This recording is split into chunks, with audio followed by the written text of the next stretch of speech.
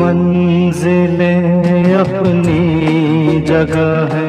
1984 সালের সুপারহিট ছবি সারাবি, যা দর্শকদের মনে চিরকালীন স্থান করে নিয়েছে। এই ছবির গানগুলো বিশেষ করে কিশোর কুমারের কণ্ঠে আজও মানুষের মুখে মুখে ঘুরে বেড়ায়। दे दे प्यार दे, दे दे प्यार दे, प्यार दे, प्यार दे। लोग कहते हैं मैं शराबी हूँ। जहाँ चार यार मिल जाए वहीं रात हो गुलजार। जहाँ चार यार मंजिलें अपनी जगह है। অমিতাভ বচ্চনের স্টারডম, বাপ্পি লাহিড়ীর অসাধারণ সঙ্গীত এবং কিশোর কুমারের গানের জাদু, এই সব কিছু মিলে সারাবি হয়ে ওঠে এক অমর সৃষ্টি। কিন্তু আজ যে গানটির কথা বলবো সেটি শুধু সঙ্গীতের দিক থেকেই বিশেষ নয়, বরং এর পেছনে লুকোনো কিশোর কুমারের মজার এক কাহিনী আমাদের সবার মন জয় করবে। গানটির রেকর্ডিংয়ের সময় কিশোর কুমার ছিলেন এক অদ্ভুত মেজাজে। সারাবি ছবির এই গানটি ছিল এমন একটি সিচুয়েশনে যেখানে অমিতাভ বচ্চন মদ খেয়ে প্রেমিকার অপেক্ষায় গান গাইছেন।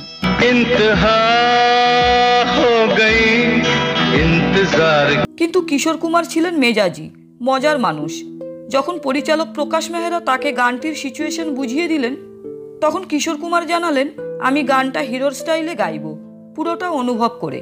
স্টুডিওতে সবাই অবাক হয়ে গেলেন যখন কিশোর কুমার তার নিজের স্টাইল নিয়ে আসেন। তিনি বললেন, হিরো তো নেশা করে গাইবে, তখন পা তো টলবে, তাহলে আমি পায়ের ওপর শক্ত করে দাঁড়িয়ে কি করে গান গাইব?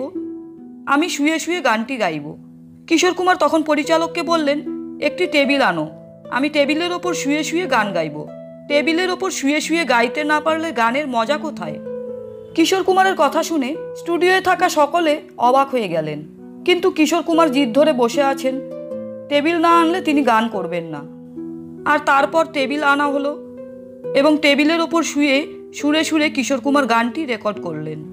এটাই ছিল কিশোর কুমারের সঙ্গীতের প্রতি তার নিষ্ঠা ও মজার অভ্যস্ততা। তার গানের ভেতর যেমন ছিল মেলোডি, তেমনই ছিল হাস্যরসের ছোঁয়া।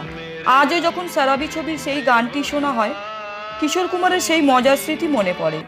কিশোর কুমার, যিনি শুধু একজন সঙ্গীত শিল্পীই ছিলেন না, বরং জীবনের প্রতিটি মুহূর্তে হাসি খুশি আর সঙ্গীতের মজা নিয়ে চলতেন।